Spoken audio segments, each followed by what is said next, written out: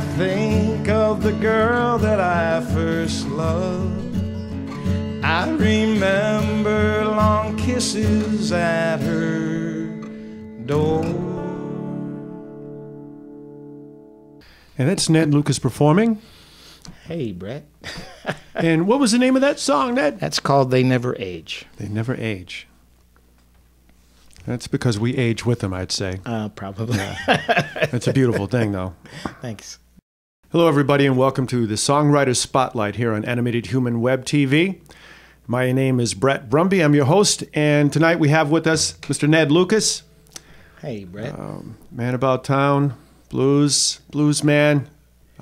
Travels with his guitar, with his Hammond. Is it a B3? It's a C3. C3. Yeah. Hammond C3 organ. I'm sure that's how you stay in shape. Yeah. Yeah. That's a big piece of equipment to be hauling around. 450 pounds. Yeah. Yeah.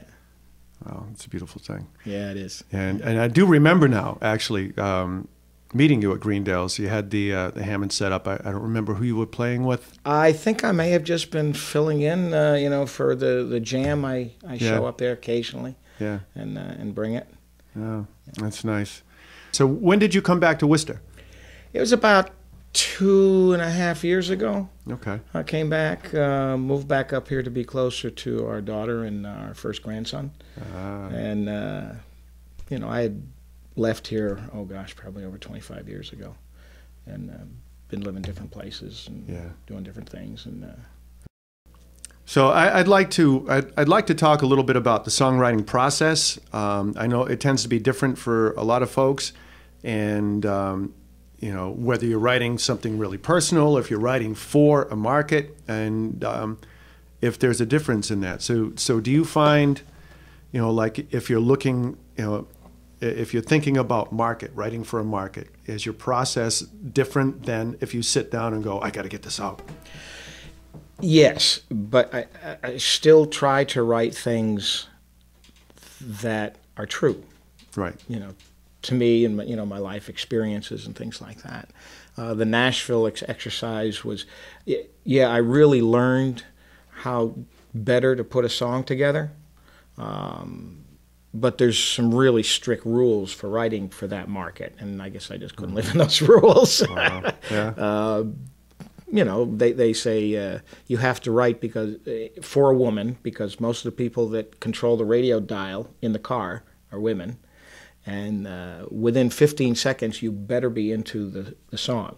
So your intro better not be minute and a half, 45 seconds long. Right. You better be into it in 15 seconds, and the hook you better be into that within the first minute.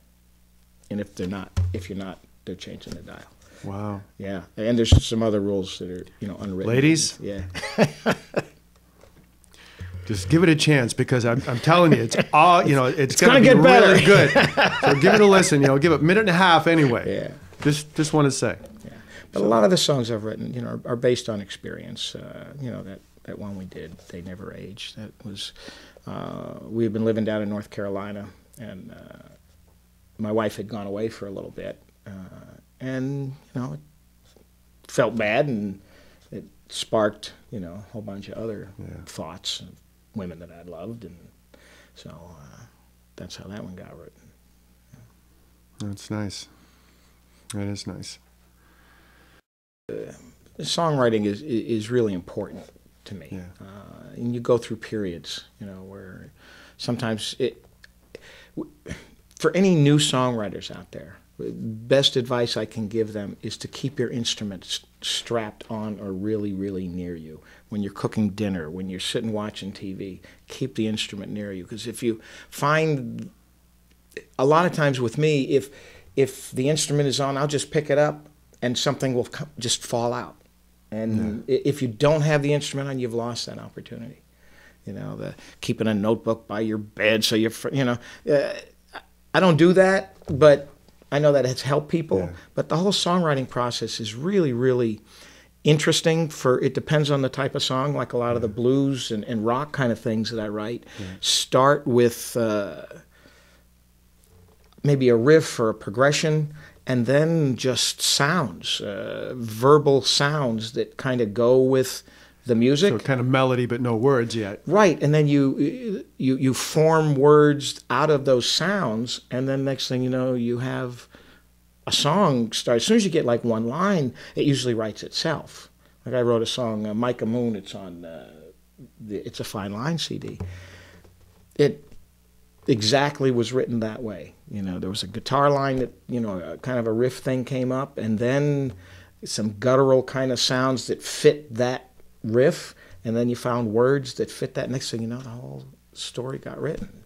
So I just want to acknowledge that, you know, keeping your instrument close by, I find that to be very true myself. You know, if my guitar's out in my living room, if I'm sitting down 5 or 10 minutes in between doing something, I pick it up. yeah, And here comes a little piece of music. yeah. So, and then, you know, having a recorder handy is always good too. So Yeah, I mean, nowadays the cell phone, you know, you Yeah. use the little voice memo thing is great. And I play a number of different instruments, so every instrument will talk to me in a different way. You know, I pick up an electric, the Strat, something comes out. If I pick up the hollow body, something comes out. You sit behind the Hammond, something different comes out. You know, so just have to make sure you're providing the conduit. right. And if you don't have it in your hands, the conduit isn't viable. You know. Well, I think we are now coming to that part of the show where we're going to have Ned play another song for us. And so here is Ned Lucas to perform. And what song is this that you're going to do? This is a song called "The First Time I Crossed." First Time I Crossed. Yeah, it's about the first time I hitchhiked cross country. Ah, awesome. Yeah. All right. And all right. And we're going to take a short break and get this set up to go. This song is called "First Time I Crossed," and it was written after it was written a number of years after I had done my first hitchhiking trip across country, and still one of my favorite things that I've written, so I'd like to do that for you guys now.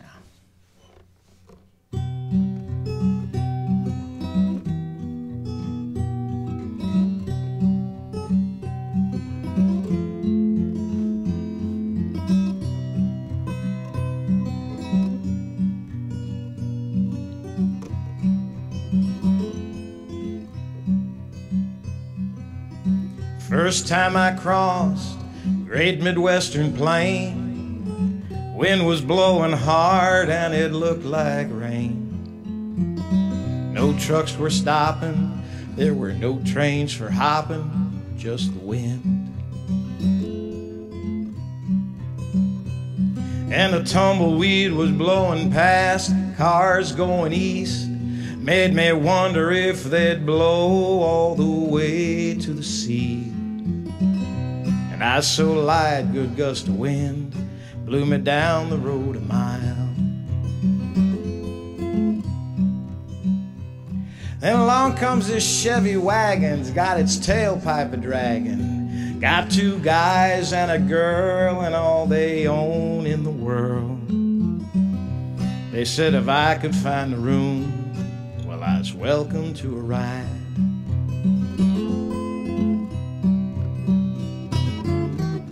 Squeeze in between the two cats, hope you don't mind the dog. We're bound for Wyoming, think we'll settle down. Tell us where you're going. Well, I said New England's my home, I've been 2 weeks on this road. Maybe next year I'll figure out where I'm going. They just laughed and I laughed. We got that little Chevy back in gear. And we drove for hours, dodging tornadoes and showers, and the only buildings we saw were the co-op grain towers. Veritable scrapers of the sky, the Midwest's high-rise. And as long as we went west, why that sun she wouldn't set. Finally had to stop and get ourselves some rest. Found a cheap room with TV and checkout time at noon.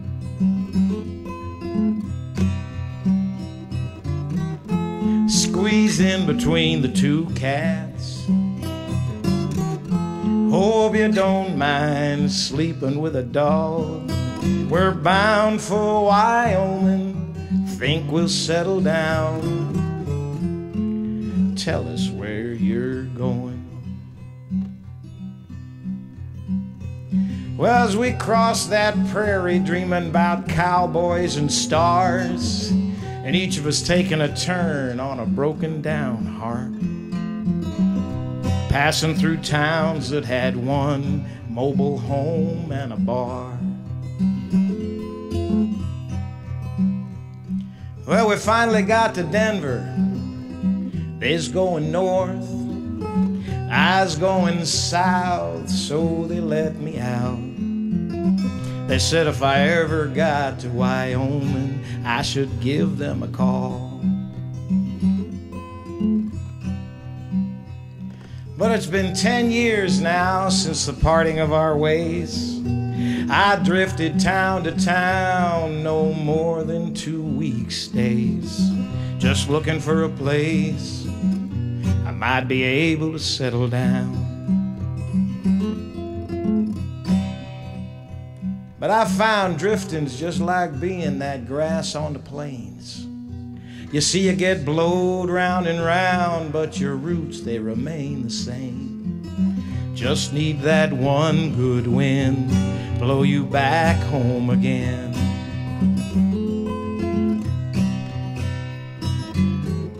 Squeeze in between the two cats.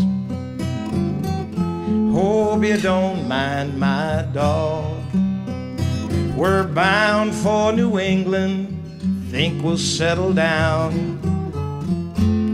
Tell me where you're going. Squeeze in between the two cats. Hope you don't mind my dog. We're bound for New England, think we'll settle down.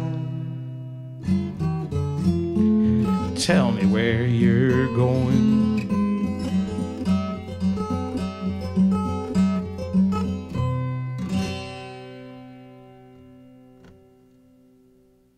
Thank you very much.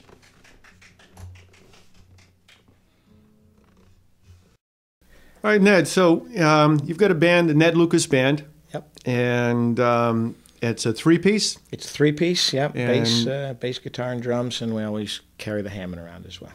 So you go back and forth between guitar and keys. And yeah, keys. Yeah. Do you play the keys while you got your guitar strapped on and go back and forth sometimes? You've heard stories, haven't you? Yeah, no, but I would imagine it would have to happen. Yeah, I do that. Right on.